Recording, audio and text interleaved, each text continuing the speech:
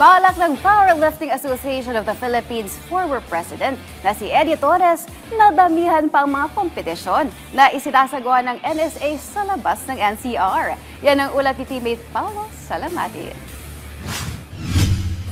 Balak ni Powerlifting Association of the Philippines former President Eddie Torres sa pakikipagtulungan ng nasabing NSA na paramihin pa ang mga isinasagawang powerlifting tournaments sa labas ng National Capital Region o NCR.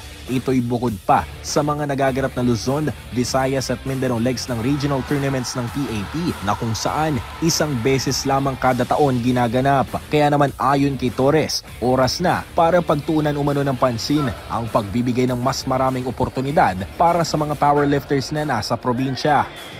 Lahat ng competitions will be in the provinces, not in NCR. I think sa NCR, marami ng competitions dito. So we're trying to reach out sa mga bata, sa mga probinsya, and I'm sure may mga future world champions din dyan.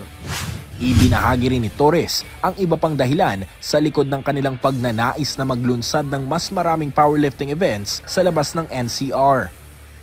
Kasi ngayon yung national team, sa World Junior Championships the other year, nung ako yung head of delegation, 8 out of 10 ng mga national team members para doon were from outside NCR.